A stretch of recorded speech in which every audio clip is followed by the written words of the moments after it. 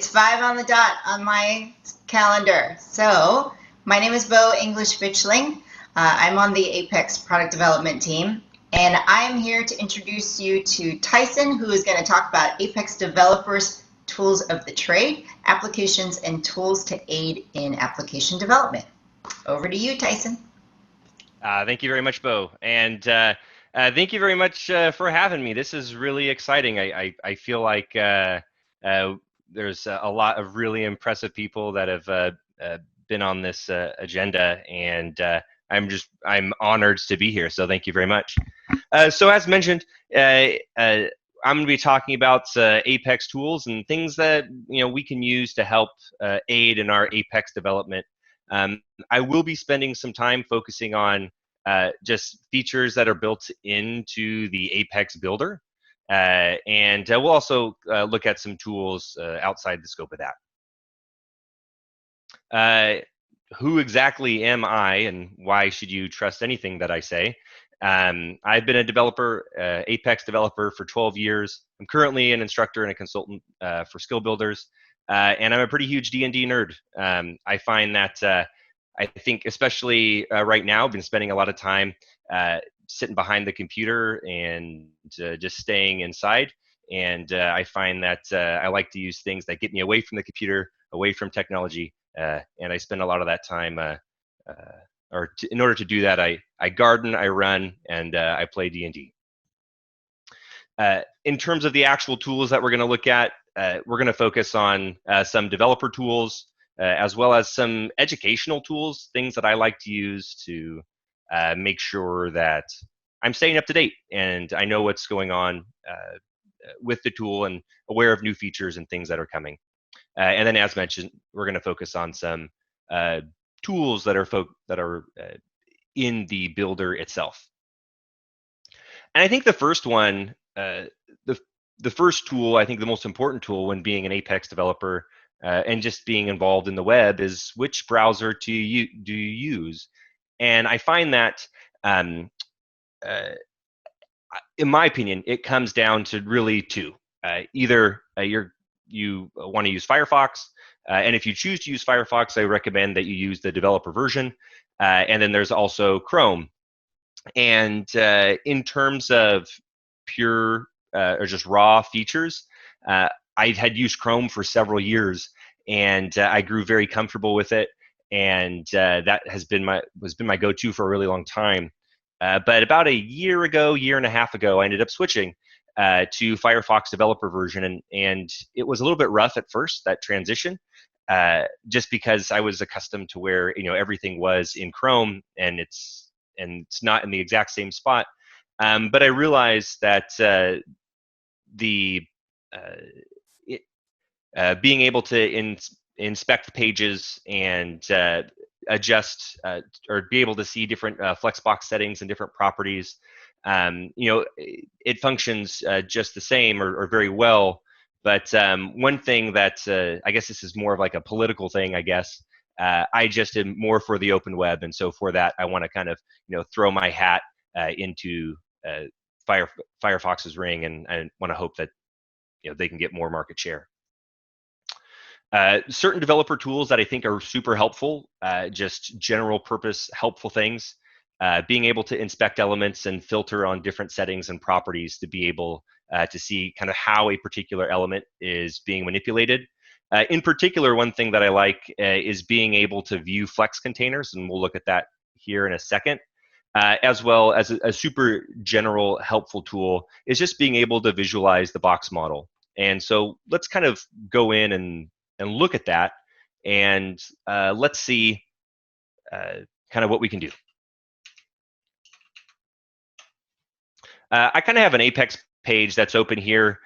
This is just like a general master detail. The page is a little bit busy, but I kind of wanted a lot of things on this page so we can look at and play with some stuff. First and foremost, if you want to open up the developer tools, F12, that's pretty much the same no matter what browser you choose to use.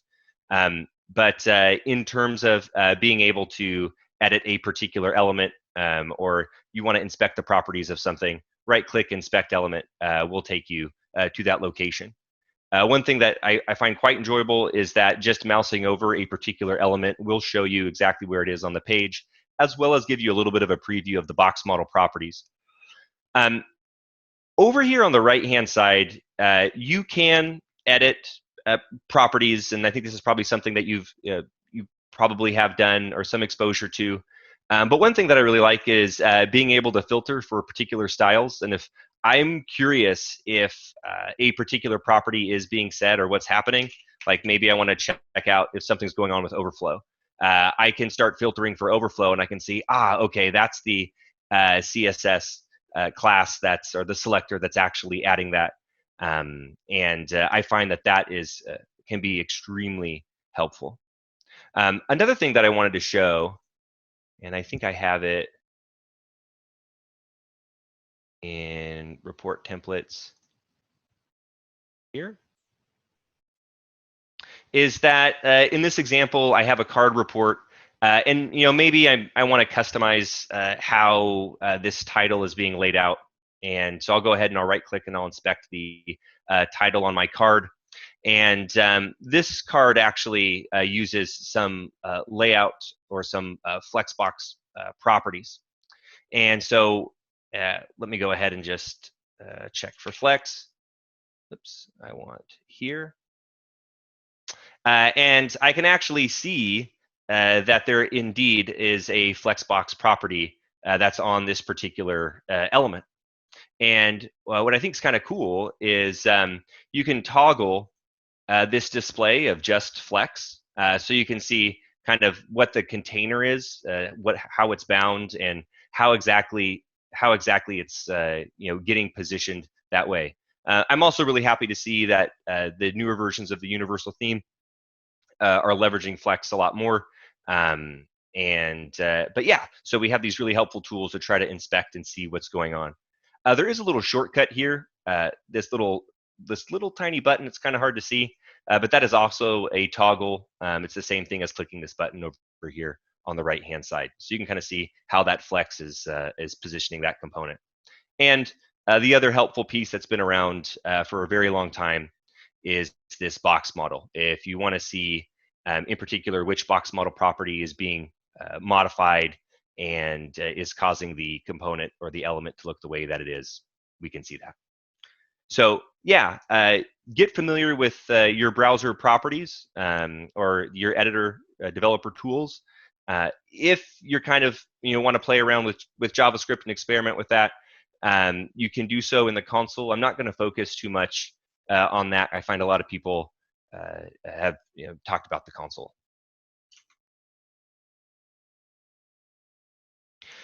The other thing that we have to take a look at are the different languages that we have to, or the different technologies that we have to touch on as Apex developers. And I think a lot of developers come from a PL SQL background, and maybe you spend a lot of time working on Oracle forms and reports and producing those types of applications. But now, when we get to Apex, you're being asked to customize HTML, CSS, right? JavaScript. We no longer have triggers and forms that we can use. You have to write event-based JavaScript code. Luckily, there are a lot of declarative features in the builder that abstract a lot of this, a lot of the requirements of writing this for us. But sometimes when you get into more complex applications, you have to start writing this code. And my general recommendation is do it declaratively first. Do it as simply as possible to get it done. And then after that feature or that product has been released, if you want to iterate on it and make it, if you realize that maybe you do want to customize this component more, or you want to add these extra features, or there is going to be added value by adding more custom code to this application, then go ahead and add that. How do we add that, or kind of how do we even get started writing that type of code? And there's all sorts of editors that we can pick. And I find that I don't believe that there's one perfect editor. The editor is what you make it. And I will say that if you are writing JavaScript and CSS, and if you're writing any code just in straight Notepad, all right, there's probably a better editor out there for you. But I've used all of these editors throughout my career of developing. I remember when I first was in school learning how to write HTML. I was using Notepad++, and I remember encountering Dreamweaver, and I thought that was just super amazing that it wrote all this HTML for me. But since then, I think things have evolved, and I find that I'm really torn between Sublime Text and Visual Studio Code. I find that I used Sublime Text for several years. I enjoyed it. Probably, probably about 2 years ago, maybe 3 years ago. I don't know. It's been a while.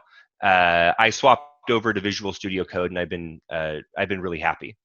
One thing that I found out is that no matter what editor that you use, you need to become comfortable with whatever the shortcuts are that editor provides.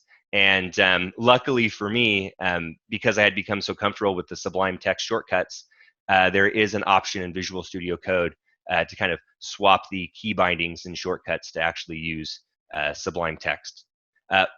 But that being said, when you choose these editors, baseline, they're really nice. Baseline, that you get some syntax highlighting and you get a lot of help, but you're still going to want to customize it a little bit more to suit kind of our needs, or to suit your needs. And what you're doing might be a little bit different than what I'm doing.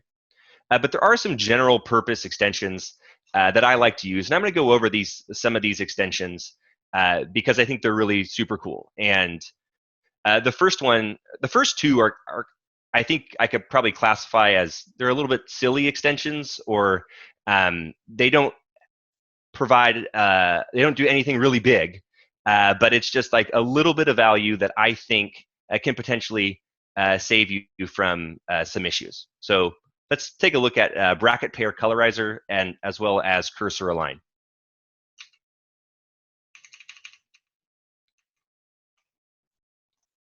All right, so bracket pair colorizer is going to actually require us to be probably in some JavaScript here. And we can actually see it at work right now. I apologize if you're not familiar looking at JavaScript. We're going to be bouncing around in a couple different languages throughout this talk. At the moment, we'll be looking at JavaScript.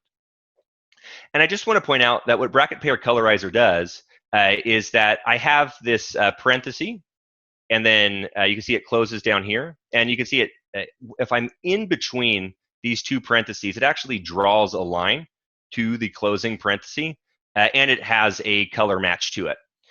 The same thing is true is if I take a step forward and actually get into this curly brace, you can see it actually is drawing the line to that curly brace. And I find it seems like such a silly, simple thing. But in some cases, if like I'm doing demos and stuff and things are zoomed in, maybe I want to zoom this in so you can see this code a little bit better. And then this bracket is gone. Sometimes you might have some auto formatting code that'll bring that back in line. Sometimes not. Sometimes you're just in the moment writing code and you're thinking, what's going on? And if I didn't have this and I didn't realize that those brackets were there, they were just off the screen, I might try to actually close this. But now I have a serious problem because now I have this floating code out here that I need to resolve. That's bracket pair colorizer. And I think that is, I guarantee you, that has saved me from several hours of just debugging the little things. The other thing that I want to talk about is cursor align. And I guess I'll do that in a PL SQL example, just so you can kind of see that. I'm going to open up a new file, Control-N to open that file. And I'm going to change my language mode just for a second, and I'm going to change it to PL SQL. I'm using Visual Studio Code here to kind of swap between different languages fairly easily. This snippet that I'm going to be typing doesn't really matter too much what the actual value is, but I just want to show you. I'm just going to get these kind of all goofed up. and we'll say pparam3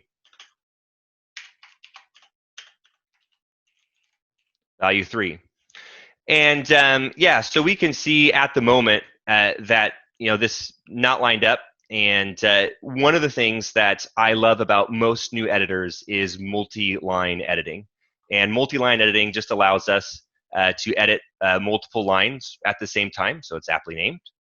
If you want to initiate some sort of multi-line editing, the easiest way I find to do it is if or in Visual Studio Code, hold down Alt, click and drag, and then now we have our multi-line editor.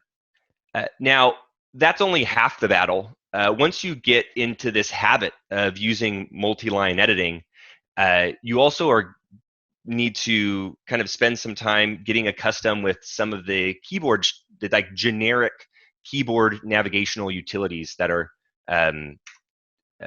part of, I guess, the operating system. It's not really part of a particular editor. And that is, one, just holding Control and hopping to the right. That'll jump one word. But also, if you hold Shift, that'll also highlight as you move your cursors. So you can kind of combine those two things. And so if I hold Control and use my arrow keys, I can kind of navigate around to where I want my cursors to be. If I do that same thing by holding Control, but then I also add Shift, it's also going to start selecting. And as I step this back and I have this selection that I want, I have a shortcut that I use, Alt-A, and it's going to align my cursors so that it just looks nice. Do I always have to do this? No. You might have a formatter that formats entire documents for you. Maybe if you're in like a code snippet like this, or it's just like a document fragment that doesn't like fit well into a formatter, then something like this I think can be extremely helpful. The other thing that the other extension that I really like is called File Utils, and basically all that this means is that it just adds a couple extra utilities for managing and dealing with files. So maybe, for example, I have this demo HTML document, and maybe I want another file that's just like this, but I just want to rename it and have it be something just slightly different.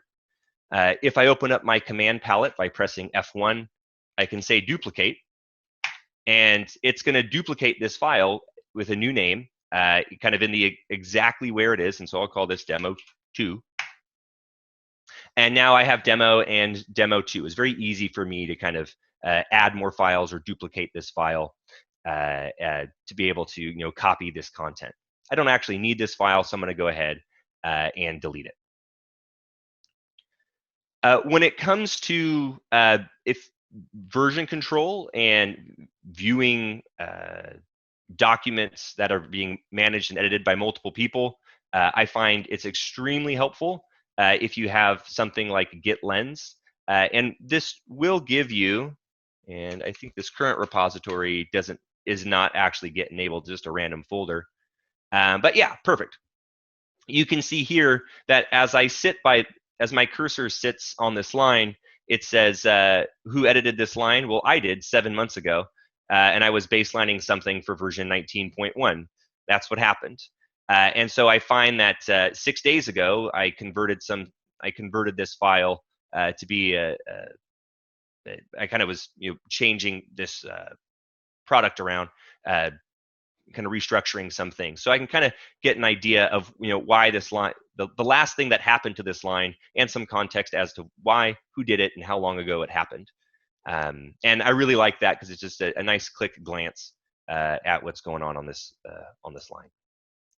The next piece that I want to look at, I think, is really cool.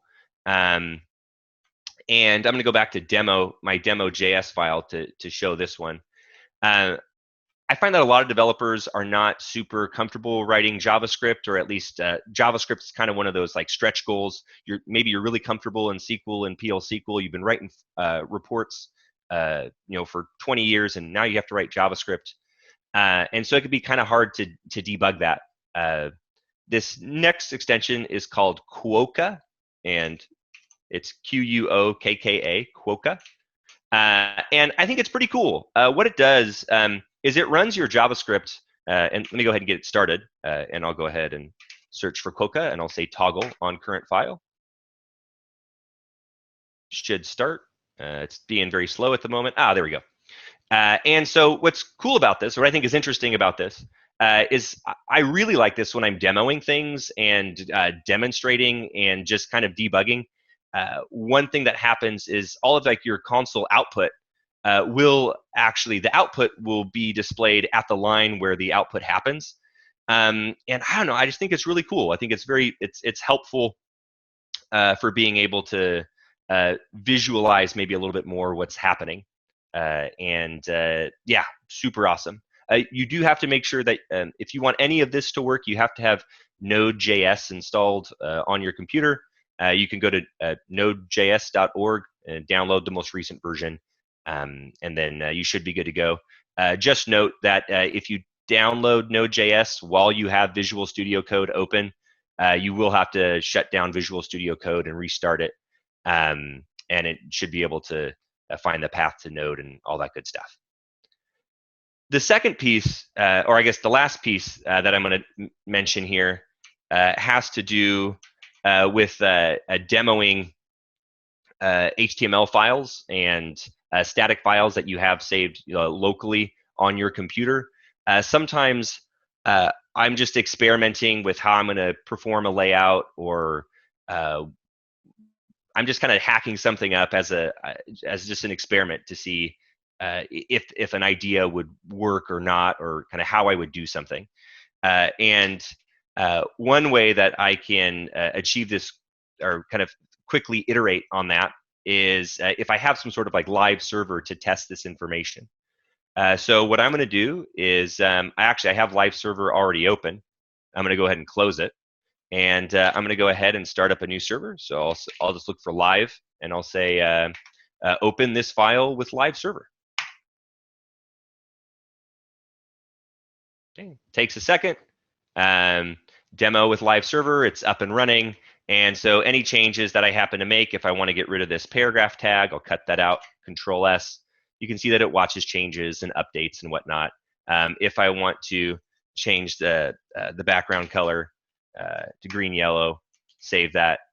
We should see that update. Ooh, that's kind of an obnoxious color. Let me get that. Let me get rid of that.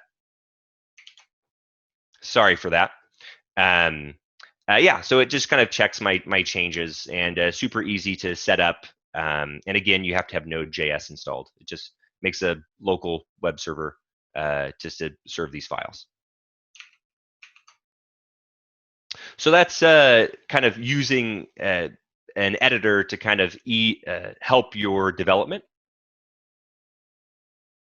The other thing that I just want to mention is picking a good font makes your life easier, or makes your life better. I know that I have spent time trying to verify, is it is that uppercase O? Is it a 0? What is it? Are they? It's hard to tell what character I'm looking at, and so I find I've used these different fonts. Right now, I'm kind of using Fira Code. I'm a super generic developer, and I'm happy with Fira Code. But I know there's a lot of debate out there about which editor or which font is actually the best. But I've been enjoying Fira Code, and the biggest reason is because all of the characters that are presented have a unique footprint, and it's easy to identify what the characters are, and I love that. There's no confusion on, is it an L, an uppercase I, a 1, whatever, right? Everything looks different. So pick a font that helps you with that. I know you could see in this example, I think I had it here.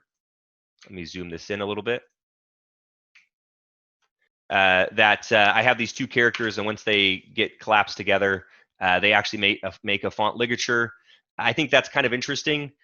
But for teaching and training, sometimes I think that becomes problematic. And there's actually a setting in Visual Studio Code that if you want to turn that off, you can, and I'll just show you that. If you look up your user preferences, so preferences, open user settings, and I'll just search for lig. And somewhere in here, it should say font ligatures. Oh, I actually have to edit that directly in the file. Let me go ahead and do that. And right here, font ligatures is set to true. I'm going to change it to false, save that. And so now when I come back to my my file here, it's not actually creating the font ligatures. And in case it wasn't clear, the font ligature is just characters that are next to each other that have some sort of general meaning, and it just kind of makes them look like one character. All right. So as small of a thing as it is, I do think picking a good font is helpful. Another thing that we have to deal with in our applications or in our application development is consuming RESTful services. I find that I've been asked to help build and consume more RESTful services from my Apex applications. And there's several tools you can use to do this, just like there are several editors that you can use to facilitate this. The big one, I think, is Postman. And I've been using Insomnia for a while, and I really like it. And there's a couple features of Insomnia that I think are really cool that I can almost assure you that Postman probably has the same thing. But yeah, just a couple things that I found really helpful when trying to use these tools to kind of manage and deal with RESTful services. So some of the features in Insomnia that I really like are workspaces, and workspaces are just a super helpful way for us to organize a collection or a group of endpoints. And we'll also take a look at here in a little bit, when you create a workspace, you can also configure environments. So in this example that we're going to look at here in a second, I'll have a workspace, and I'll have different environments, and you could change that maybe for dev, test, or prod. You could change environments, and you could have different environments mean maybe different clients. Maybe your environment is holding client credentials like usernames and passwords or something like that. And we could have the different values kind of stored in those environments. And I could say, oh, well, if I try to authenticate as user 1, how's that work? If I try to authenticate as user 2, how's that work? Always be cautious. Don't just put any password anywhere. Or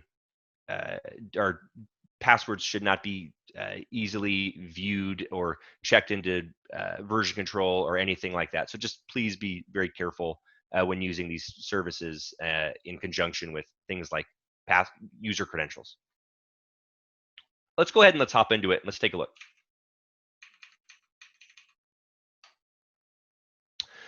So I'm currently, this is in Insomnia, and I have a theme that I'm using that's just a little bit softer. It's not the typical purple theme of Insomnia. Sure, pick whatever theme that you'd like. That's great. In terms of what I like about this tool is, well, one, I just want to point out that I'm making a request to an Apex instance. And it's authenticated. It's using the OAuth client credential flow. And notice that my token URL, my client ID, and my client secret are just values, are essentially variables that I can reference in key locations. And when I click send, it should make the request. And actually, let me preview this. And I get some data back over on the right-hand side. We can, if we want to verify kind of, well, what actually happened here, we can click on timeline, and it's actually going to show me the order of operations that were taken to help facilitate this request. And so I find that timeline is extremely helpful when things go wrong and you're trying to debug what happened. We can inspect the different headers, again, the order in which things happened, and yeah, make sure that our values and things are accurate. how do we set up these environments, or how do we set up these variables here? Well, it turns out that over here on the left-hand side, we have environments, and I can actually come in here and say manage environments. And there's kind of like a base environment that you can configure. And and I don't think I can zoom in. I can't zoom in, but I guess I can, or we'll leave it like this for now. One thing that I can do is I can set up something like a base URL. I can set up, these are just dummy or test client IDs and a client secret. But one thing that I really like is that you can actually reference other values. Oops, let me say cancel. Even in your configuration, right? So the token kind of injection can happen in this configuration file, which I think is really cool. So you can see that my token URL is part of my base URL, or as an extension of my base URL. Notice that I have 4 values here: base URL, client ID, client secret, and token URL. But if I go to a sub-environment, such as client 1, you can see that all it supplies is client ID and client secret. So it kind of creates this like hierarchy, or if you're used to JavaScript, it's kind of like extending an object in JavaScript, and I suspect that's probably exactly what this is doing. And then you can see I have client 1 and client 2. In this case, both client 1 and client 2 have the exact same credentials. It's not important for this demo that they have different credentials. They could, but that's not necessary for this. So if I want to switch from client 1 to client 2, or from client 2 to client 1, I'll just select my client, say send, and it'll use whatever, it will inject the appropriate client ID, client secret, or whatever token URL that's needed. Okay. The other thing to keep in mind is that this will let me control the request method that I'm going to be sending, and obviously that's critical when you're dealing with RESTful services. Cool. One problem that, depending on the endpoint that you're trying to communicate with, a problem that I sometimes encounter is Insomnia will reject, if a certificate is not valid for whatever reason, Insomnia will reject that request. So one thing that you might have to do is in your preferences, there's an option here called validate certificates, and I currently have it unchecked. If for whatever reason a request isn't working and you're not sure why, one thing I would do is I would try to see if it has something to do with if you have an invalid certificate, and unchecking this might actually help get your request through, and then you can figure out, well, why am I running into this issue? Cool. After we build our application and we have our RESTful service endpoints built and managed, the next thing that you might want to take a look at is actually building documentation for whatever the component is, or whatever it is that you've built. MakeDocs just basically reads over Markdown. Markdown is basically a slimmed down version of HTML, and ultimately that file is going to be converted into HTML either at runtime, or it's going to be built into HTML and saved as static files. One thing that I really like about MakeDocs is there's a little option that I'm going to use, and I'll show you, is you can use it to build static sites to even deliver to customers. And so sometimes what will happen is, and actually I'm working on some curriculum right now where I'm building most of the curriculum using MakeDocs, and it's been a pretty fun experience. And but I'm using a little flag that makes it so that I'm able to actually deliver students zip files of sites that they can run locally or offline, and they still get the nice experience of using MakeDocs. And in particular, I really like the material theme for Make Docs. It looks super awesome, and I'm actually going to go ahead and demo that for you now. Go ahead and close Insomnia. We don't need that anymore. And that's what this is over here. This is, and let me just show you, if you haven't seen Markdown before, this is Markdown. This is a very simple page, and you can just see that it has some syntax highlighting. I have a Markdown syntax highlighter installed in the Visual Studio Code to help me out. And so how is this helpful? How does this translate to anything useful? Well, if I open up my terminal here, I can actually, let me cancel out of that. Okay. There's a couple things that I can do. Markdown or Make Docs has a couple commands.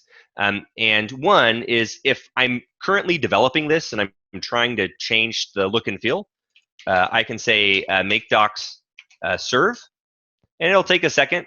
And it's going to kind of basically set up a listener at this location here. Alt click.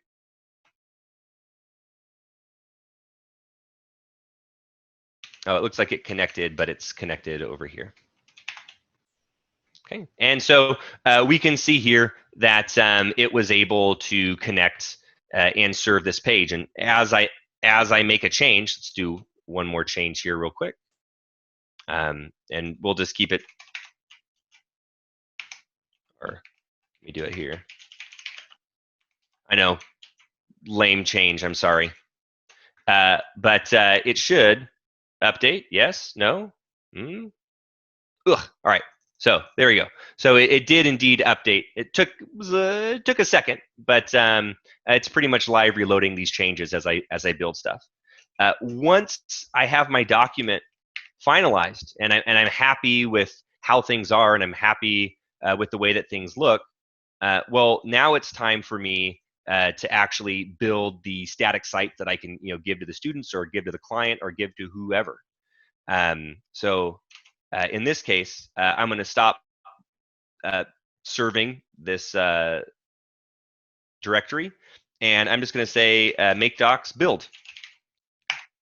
And what's going to end up happening is it's going to take all that markdown. It cleans up my site directory. You can see that all sorts of things just got deleted. It's very angry and upset over here as files disappear and get rebuilt and all that good stuff. But now I actually have a built site that I can deliver that is essentially, in this case, it's kind of more like lessons, but it could totally be documentation describing different modules and how to use your tool and or whatever you're trying to document. That's the great thing about it. One important thing to remember is, or a couple things that I use in Make Docs that I found was really helpful. Make Docs has a configuration file that is in YAML. And if you want to build your custom navigation, then there's a little nav node that you can use. And I basically just say what the navigation is and what file it's going to go to. Notice that I've specified Markdown. And you're going to see in a second that once we go to the live site, it's not going to be going to Markdown. It's going to be going to HTML versions of those files. But what's most important is that here I say use directory URLs false. And this is absolutely critical if you want to have offline files that you can just hand to someone. Say, here's a zip file of our documentation, check it out. Or if you just want to have, if you just want to have documentation that you can deliver, that's not an online version. Obviously, if you can put this online, you should. Great. So we have that use files directory, which is I found extremely helpful. Notice that at the moment I'm looking at this from a I was looking at this through a local web server. if I go into my site folder and I just go to index here, you can see that it actually produced the valid HTML for the site. And if I open this in my default browser, it should still work. It does, and it still looks the same. And you can see there's my little testing there. But I just want to point out that this is a local file on my computer. And the important thing, the reason why I had to say use directory URLs false is because I need this .html to be added to the end so that I can have a local file. Because if I don't have that, you're going to get this file not found error, and you don't want that. That's no fun. And so now when I say add that .html back in, should work. Cool. So after you've built your application or built whatever it is, you can use make docs to try to document what goes on there. In terms of staying educated, and this is kind of less tools, more resources, you're here, so obviously you're up on the news and updates in the Apex community, and I find that Apex World is a fantastic resource for that, so wonderful. There's all sorts of aliases that you can use off of the Apex Oracle Com domain. And one that I really like is just API. It takes us right to the most recent API documentation. And I'm so grateful that that exists, especially I think it was either 19.1 or 19.2. I forget when they reorganized the documentation page. It became kind of difficult. It was difficult at first to find where exactly the documentation was. And you had to go to books and then pick the right book, and then, okay, then I got to the documentation. I found at first that was a little bit confusing. I frequently get questions about Apex, or I have students that say Apex doesn't, clearly tell me how to do X, Y, or Z. And I find that there's a ton of documentation out there, but I guess you have to know where to look. And the one place that I find can be extremely helpful is the App Builder's User Guide.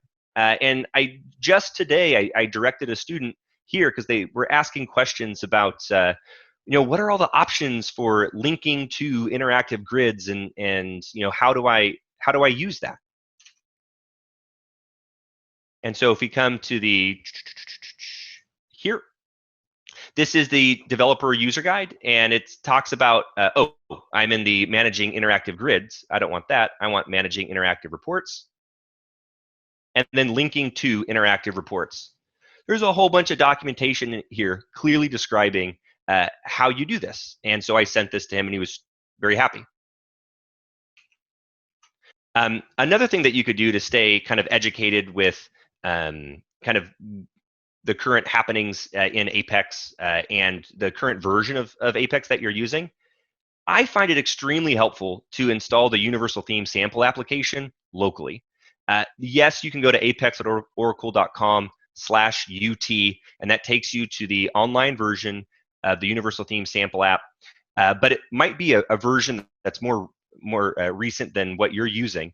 And so, but the other thing that I like about installing the Universal Theme Sample app locally is that you can inspect it and see what's going on. And what I mean by that is I have a local version of the Universal Theme Sample app installed on my instance. And maybe I go through the example and I see this component, and I understand that the list template options are here. And the Apex team has done a fantastic job at describing how I should configure this. But I find sometimes I just like to see it.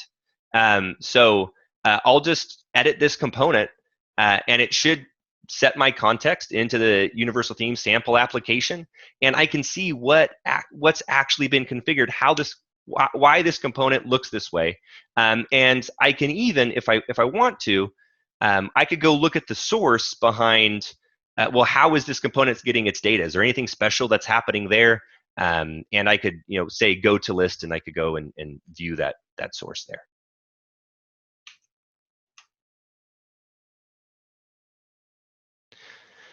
Staying educated in the form of, in the context of web development, developer.mozilla.org. There, you just go to tutorials, pick whatever piece of information that you want to explore, and knock yourself out. One thing that I will say is, as you learn new web dev technology, you might kind of be on the bleeding edge of what's available. So another way to kind of verify if you're in the safe zone, or if you're using a feature that is going to be supported by browsers that you plan on targeting, you can use the Can I Use service. And I really enjoy Can I Use. And let me, did not open, there it is. And so maybe you find something really cool about JavaScript and you want to use the, you want to use JavaScript modules, and you're really excited about that. You can come here and verify, well, how well is this going to land with my users? Oh, I want to support IE11. Maybe this is I'm in a no-fly zone. I can't do that.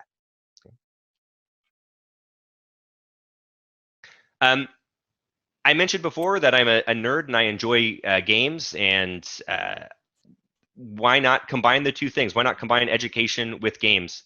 There's CSS Diner, Flexbox Froggy, and CSS Grid Garden. These are fantastic little games that you can use that just help kind of push you to kind of learn something new about web dev and learn something new. About in this case CSS. And I guess I also want to take this as a moment to just say that I get lots of requests from developers to learn more about JavaScript. I need to know JavaScript. The focus is JavaScript. I haven't really learned much about Apex yet, but I want to start doing all this really cool JS stuff. Well, one thing that I would recommend to all developers is, yeah, JavaScript is cool. CSS is also amazing. And I find that with ample CSS knowledge, understanding of how selectors actually work, what exactly specificity is, CSS cascade, what are those things, right? You can use these tools here to try to figure out what that is and how those work. And then I think you'll surprise yourself by spending time using CSS. You can realize, oh, maybe I don't need to implement this using JavaScript. I didn't realize that I can use transitions or transformations in CSS to be able to achieve this goal. I'm not going to demo those games, but they are here. One other tool that I find extremely helpful in the context of Apex is that oftentimes you want to be in an Apex application as multiple users. Maybe you're testing different roles or permissions. You're dealing with some security-related feature. You want to be logged in as user A and user B or user C. They all have different roles, and you're just testing what's going on in the app. One quick fix to try to be logged into the same app as multiple users at the same time is to try to use either incognito or private browsing. That works well if you're just trying to do 2 accounts. But if you want a 3rd, 4th, 5th account, which I'll admit that's getting to 4 or 5 accounts, that's probably super edge case. But you could have n number of simultaneous sessions if you use the multi-account containers extension built into Firefox. So I'm going to kind of skip ahead. This is what private browsing looks like if you open a private browsing tab, either in Firefox or incognito in Chrome. It's in the upper right-hand corner. But I want to focus on multi-account containers because I think those are super cool. You can specify different colors, and the idea here is that each tab is isolated. It doesn't share information with other tabs. And so because of that, I can be logged into the same Apex instance as different users at the same time in the same browser. Huh, let's check that out.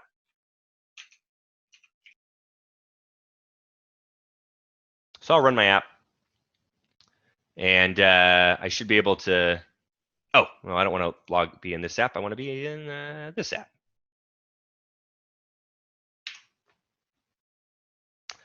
So I'm currently logged in as Tyson Jouglet, but maybe I want to be logged in as a different user. So I have my URL. I'll just kind of copy that for a second. I come over here to multi-account container. I say I'd like to go ahead and be in a different session. Notice I get this little pink bar down at the bottom. I come into my app, and now I'm going to log in as Ben. Oh, I'm going to log in as Ben. I am logged in as Ben, and if I click a link, it resolves. If I come back over here, I'm logged in as Tyson Jouglet. This is the exact same app. If I click a link, it resolves. Hey, so now I have multiple sessions in the same browser. I don't have to do incognito mode, but I guess you do have to have the multi-account containers extension, which will isolate each browser tab, and I think that's really cool. I'm going to get. I'm just going to talk about some layout view stuff, and then that's probably going to be where I'm going to wrap up. So one thing that I want to talk directly to the builder here for a second, and I just want to say the layout view is awesome. I think it can be extremely helpful if you use it the right way, or I guess if you're aware of the features that it has. So let's go ahead and let's just take a look at the layout view. Most importantly, we have these options that can be found in the upper right-hand corner of the layout view, and I find hiding buttons, hiding items, and hiding empty positions are extremely powerful when you're trying to use the layout view to kind of move components around. Let me show you. So I have a marquee page. A marquee page is the kind of like the master detail layout that you might have for a page, and this is just kind of demo information. And so there's a fair amount of stuff in here. I have some tabs here. I have multiple regions with items, buttons. It's kind of a busy page. Let me go ahead and edit this page and just see what this looks like in the builder.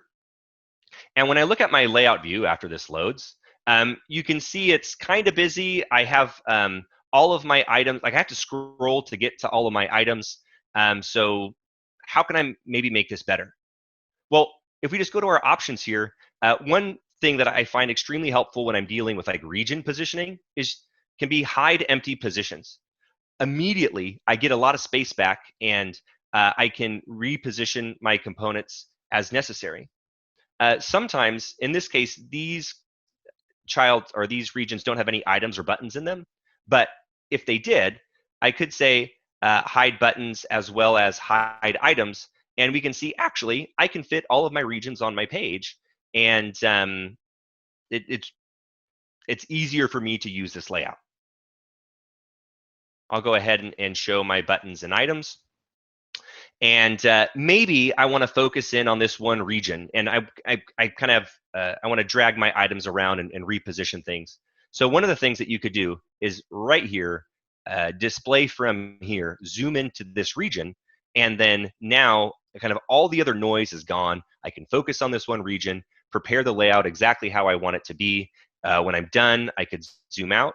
If for whatever reason I need even more space, I could zoom in, and then I could even expand. Okay, so now I got all sorts of space that I can work with. One last thing, and then I think I'm going to wrap up.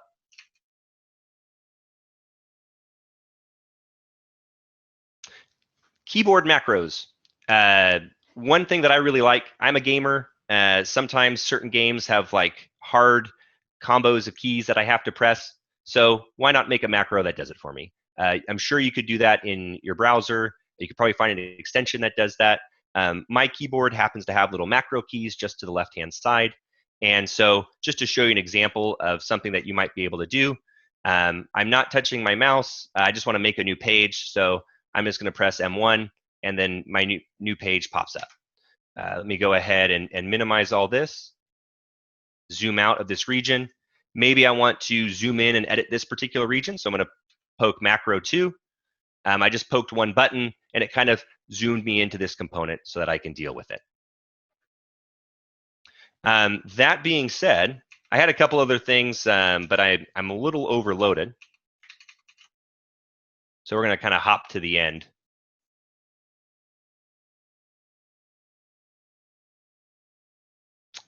So in summary, go ahead and, in summary, use that layout view, find an editor that works for you, find a good font. And the other thing I would say is that in Apex, learn those shortcuts, or in any editor, learn the shortcuts that are available, and I find that it's extremely helpful. Take your mouse, move it to the side, only use your keyboard, see how well it goes. Thank you, Tyson. We have a couple questions. Maybe we could go through those quickly before. There's one that says, what do you recommend for balancing concurrent sessions? Should I handle it with a database user or users in their own tables? When it comes to having multiple sessions, I guess that you can try cloning the session maybe. I guess I would need. I guess I'm not totally sure, to be honest. All right, next question. Can I use host command in Forms 6i to call an exe function file on the server? Is that possible in Apex? That I'm really not sure.